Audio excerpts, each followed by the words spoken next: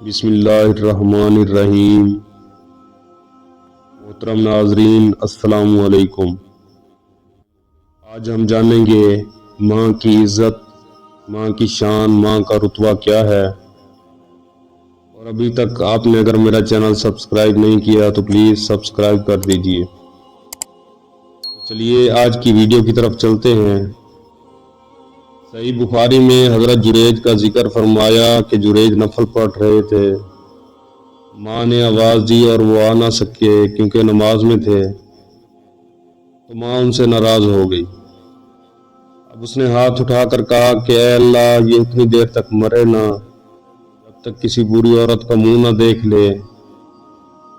کسی اور کی دعا کے لیے سند نہیں ہے کہ وہ تیرے حق میں ضرور قبول ہوگی، لیکن ماں باپ کی دعا کے لیے حضور پاک صلی اللہ علیہ وآلہ وسلم نے سند بیان کی ہے۔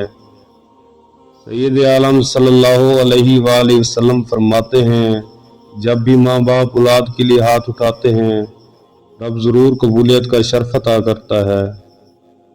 وہ جناب جریج کی ماں ناراض ہو گئی، کہنے لگی اللہ، اس نے میری بات نہیں سنی، لیکن تھے تو وہ نیک۔ اب رب کریم کی حکمت کا تقاضا ہے کہ ماں کی دعا کو بھی قبول کرنا تھا۔ اللہ نے آزمائش میں مبتلا کر دیا، والدہ چلی گئی۔ وہ ایک خیمے، ایک جھونپڑی میں عبادت کرتے تھے، اللہ کو یاد کرتے تھے اور رب رب کرتے تھے۔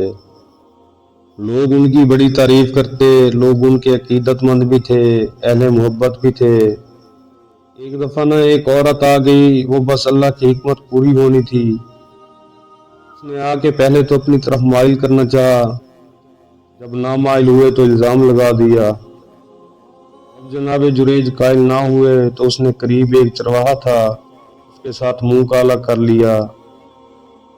مقررہ وقت پر بچہ بھی پیدا ہو گیا۔ لوگوں نے سوال کیا یہ کس کا ہے؟ وہ عورت کہنے لگی اس خانقاہ، اس حجرے میں عبادت کرنے والے کا ہے۔ جناب لوگ اکٹھے ہوئے، احتجاج شروع کر دیا، شور پڑ گیا کہ بابا بڑا نیک بنتا تھا، نفل پڑھتا تھا، عبادت کرتا تھا، دیکھو اس کا حال کیا ہے، اس نے ایک ناجائز بچہ پیدا کر دیا۔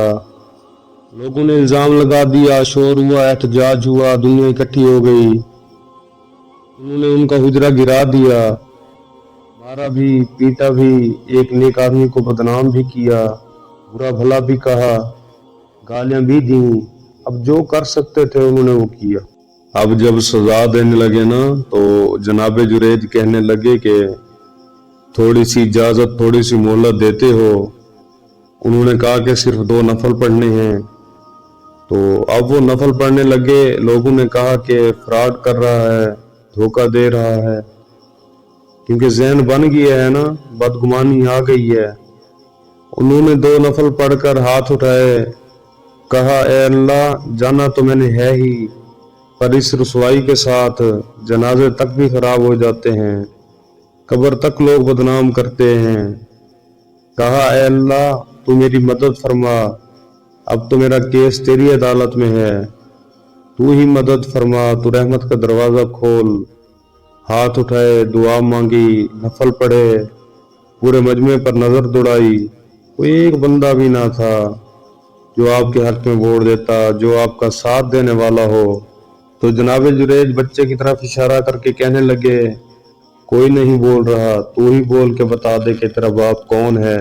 اب لوگ حیران، لوگ دیکھ رہے ہیں، لیکن میرا رب جب چاہے نا تو بچے بھی بولتے ہیں، گونگے بھی بولتے ہیں، پتھر بھی بولتے ہیں۔